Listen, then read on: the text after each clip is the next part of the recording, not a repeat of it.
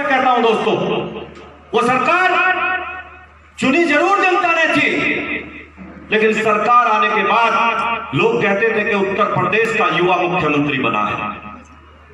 अखिलेश यादव जब मुख्यमंत्री बने तो लोगों को बहुत उम्मीद थी कि एक युवा मुख्यमंत्री बना है।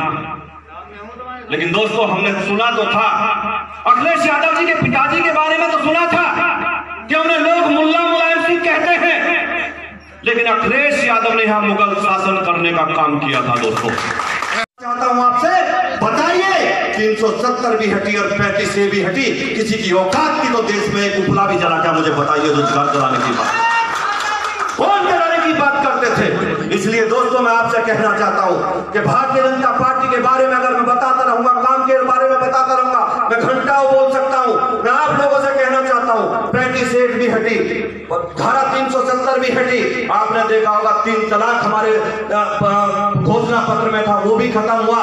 आपने जितने काम भारतीय जनता पार्टी ने अपने घोषणा पत्र में लिखे थे, आज मैं दावे के साथ कहता हूं, और मैं सौभाग्यशाली हूं कि मैं उस पार्टी का कार्यकर्ता हूं कि जिसने काम किया था, और उस शासन के खिलाफ हम जैसे कार्यकर्ता ने लड़ाई लड़ने का काम किया तो हम लोगों को जेल में डाल दिया गया था। दोस्तों, 2014 से पहले 13 में मुजफ्फरनगर दंगा हुआ।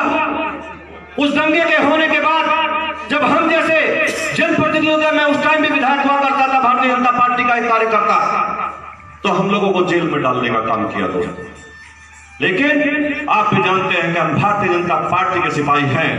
अपने देश, अपनी बहन बेटी और गाय माता के लिए मर तो सकते हैं, लेकिन सर झुका नहीं सकते। दोस्तों, हम भारतीय जनता पार्टी, और हम लोगों ने मिलकर लड़ाई लड़ी। अखिलेश यादव ने जेल भेजने का हम पे एनएसए तक लगाने का काम किया, लेकिन हम लोगों ने डरे नहीं। दोस्तों, बंद कर ले। जेल जब भेजा गया, मैं मुजफ्फरनगर जेल में जब गया, मैं मंत्री जी जेल में जाके बैठा ही था। हमने जेलर से कहा, भाई कहां हमें रुकना है, कौन सी बैरक में जाना है, जरा बताइए। तो जेलर ने कहा, साहब अभी बताएंगे, 10 मिनट बाद, 20 मिनट बाद। 2 घंटे हम बैठे रहे, और फिर 2 घंटे बाद आकर कहता है कि साहब मेरी जेल में आपको नहीं रखा जाएगा, आपको तो उड़ई भेजा जाएगा, मुजफ्फरनगर से 700 किलोमीटर दूर भेजा जाएगा। मैंने कहा, मैं एक व्यक्ति हूं, भाई आप क्यों इतनी दूर भेजना चाहते हैं? अरे एक बैरक में जहां आपके 75 लोग, 80 लोग, 100 लोग रहते हैं, उन्हीं में एक मैं भी रह लूंगा। क्या नहीं साहब, सरकार का आदेश है कि आपको यहां से जितनी दूर भेजा जा सकता है भेज दो। मैंने कहा, भेज तो दोगे? अरे भेजोगे तो हिंदुस्तान में, तुम पाकिस्तान तो मुझे नहीं भेज पाओगे, भेजोगे हिंदुस्तान में ही तुम। लेकिन दोस्तों, जब 700 किलोमीटर दूर ले जाया गया, पूरी रात किस तरीके से हमें ले जाया गया, जंगलों में गाड़ी घुमाई गई।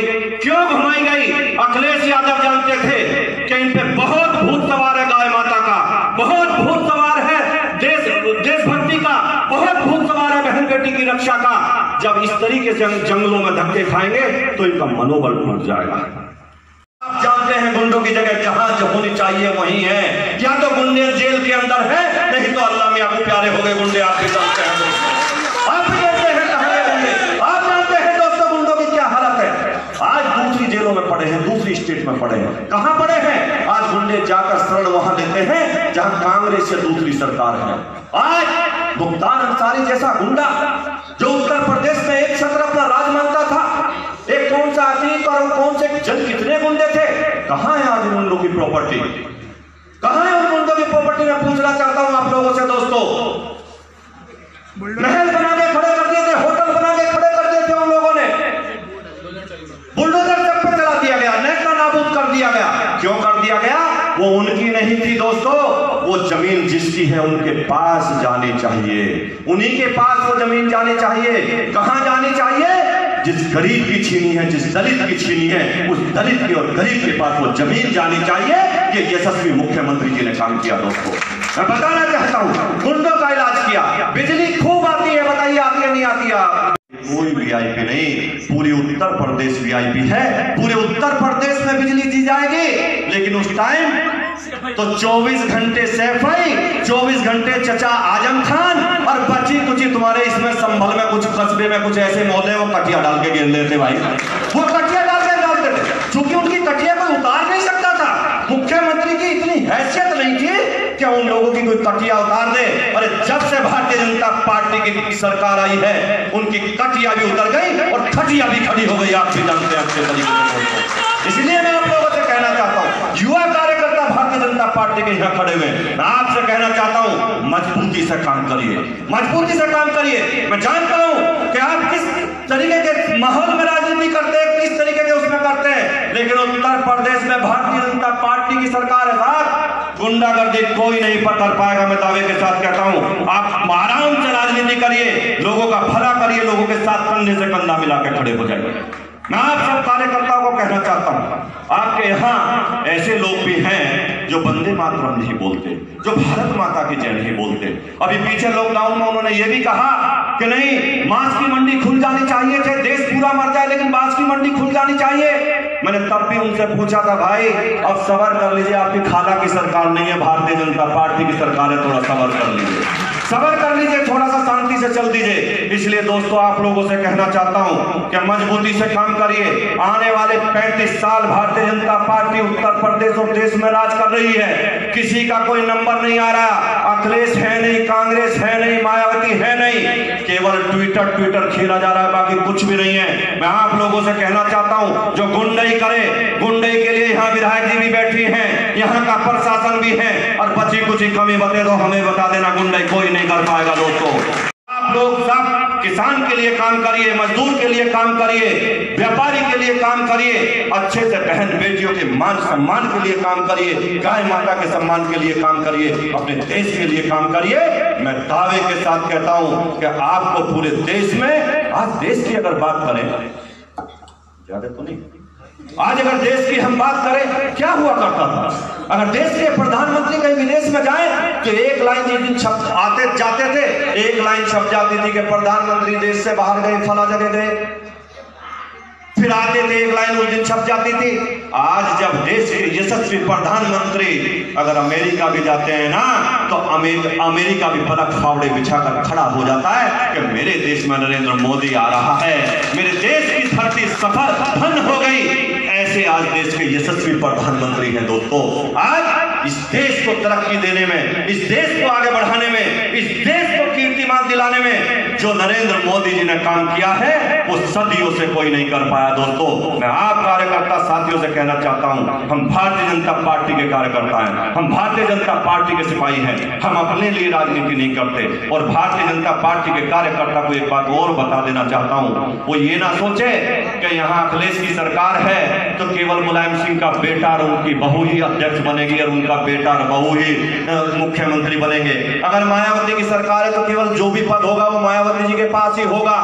यहाँ भारतीय जनता पार्टी में देखा होगा, कांग्रेस में जाएंगे तो युवराज ही बनेंगे, जो भी बनेंगे। पिछले 5-7 साल से उन्हें देश के लिए एक राष्ट्रीय अध्यक्ष नहीं मिल रहा। आप जानते हैं क्यों नहीं मिल रहा? चूंकि बनाना एक ही घर से ना। भारतीय जनता पार्टी का कौन कार्यकर्ता कब राष्ट्रीय अध्यक्ष बन जाएगा, कब देश का प्रधानमंत्री बन जाएगा, ये किसी कार्यकर्ता को नहीं पता होता। तो आया तो 62 गुना मनोबल बढ़ा के लेकर अपना घटा कर नहीं लेकर था।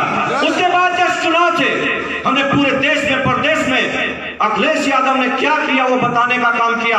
हमने बताया कि मुजफ्फरनगर डगी के जो आरोपी थे उन्हें अखिलेश यादव ने हेलीकॉप्टर से लखनऊ बुलाया है, एक बैग देकर भी सम्मानित किया है और भारतीय जनता पार्टी के अनेकों सैकड़ों कार्यकर्ताओं पर मुकदमे लगाकर जेल में डालने का काम किया है। दोस्तों पूरे देश में ये मैसेज भी था, पूरे देश में चाहते भी थे कि ये सरकार बदली जाए और हमारे देश के यशस्वी प्रधानमंत्री नियुक्त हुए और वो मोदी जी को देश का प्रधानमंत्री बनाया। मैं पूछना चाहता हूं कि जिस दिन से देश में प्रधानमंत्री मोदी जी बने, क्या देश की हालत हुआ करती थी? हम लोग घर से निकलने से डरते थे, पता नहीं कहां ब्लास्ट हो जाएगा, कहां बम फट जाएगा, कुछ पता नहीं था। दोस्तों कभी दिल्ली में बम, कभी मेरठ में बम, कभी महाराष्ट्र में बम। मैं पूछना चाहता हूं दोस्तों, जिस दिन से देश के यशस्वी प्रधानमंत्री नरेंद्र मोदी जी बने, देश के अंदर एक ब्लास्ट हुआ क्या बता दीजिए दोस्तों? क्योंकि देश के अंदर अगर कोई ब्लास्ट करता था, वो देश के अंदर बैठा हुआ आतंकी करता था, बाहर से कोई असर नहीं कर पाता। आपसे पूछना चाहता हूं, अगर छिटपुट घटनाएं छोड़ दें, हम बॉर्डर की छोड़ दें, तो बॉर्डर पे क्या स्थिति हुआ करती थी? रोज हमारे जवान शहीद होते थे, लेकिन दोस्तों जब भारतीय जनता पार्टी की सरकार बनी तो गोली का जवाब देना शुरू किया और पाकिस्तान जैसे देशों को बम का जवाब बम से देने का शुरू किया।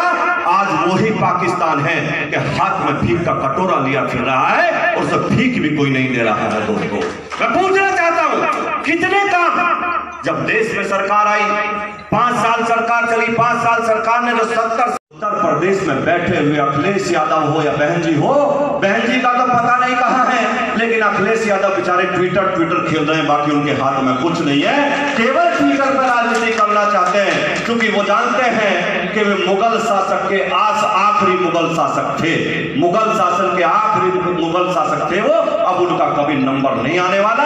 मैं दावे के साथ कहता हूं 30 से 35 साल उत्तर प्रदेश में लगातार भारतीय जनता पार्टी राजनीति करेगी और आने वाले समय में जब 30-35 साल राजनीति करेगी, मैं दावे के साथ कहता हूं कि उत्तर प्रदेश उत्तम प्रदेश होगा, कोई रोक नहीं पाएगा।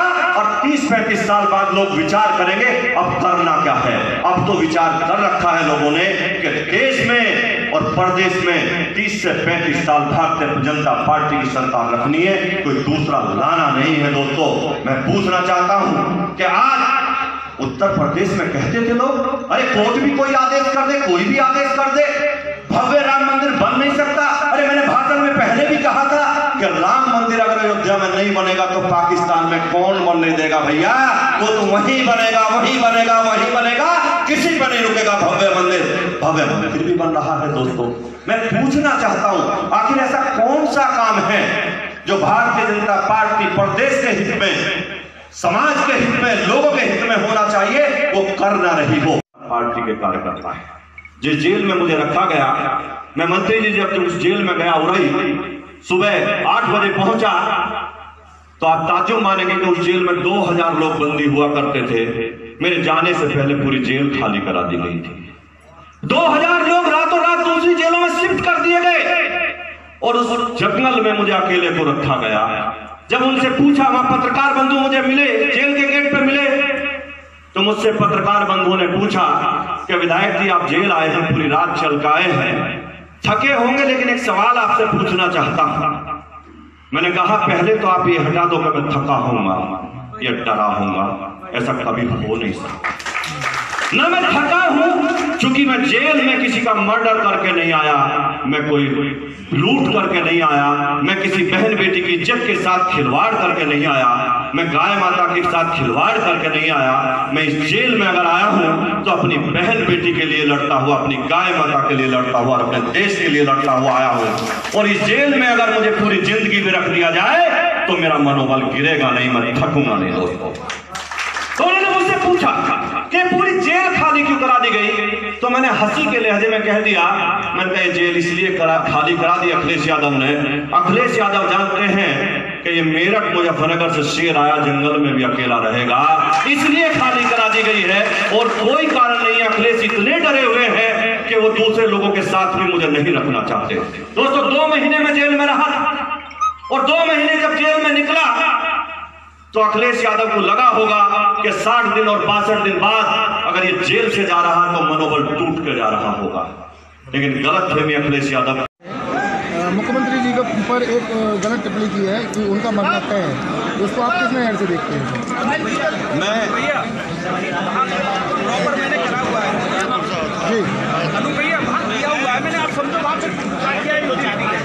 भैया तुरंत चल के बात नहीं करेंगे सर मेरे सवाल का जवाब सोमनाथ भारती जी के ऊपर सवाल।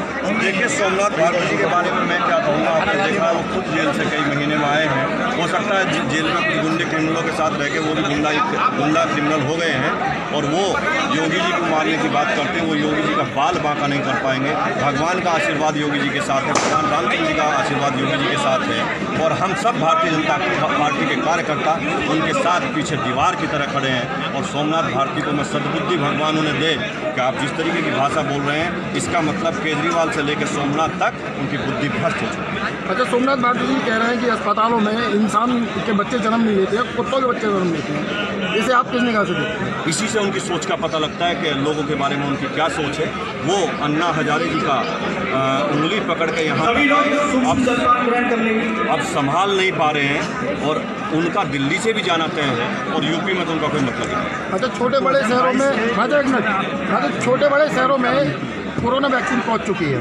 कुछ मुस्लिम समुदाय संगठनों ने ये बोला है कि उस वैक्सीन में सूअर की चर्बी है, क्या कहेंगे? अब पता नहीं, वो अगर वैज्ञानिकों पे भरोसा नहीं करते, दुर्भाग्य यही है कि देश के कुछ मुस्लिम देश पर भरोसा नहीं करते, देश के वैज्ञानिक पे भरोसा नहीं करते। हमारी इसी बात की लड़ाई है कि आप अपने देश के वैज्ञानिक पे भरोसा नहीं करते, देश की पुलिस पे भरोसा नहीं करते, देश के प्रधानमंत्री पे भरोसा नहीं करते। उनकी आस्था पाकिस्तान में है तो पाकिस्तान में चले जाएँ, यहाँ के वैज्ञानिकों पर आस्था और उनकी वैज्ञानिकता पर कोई शक न करें। Thank you.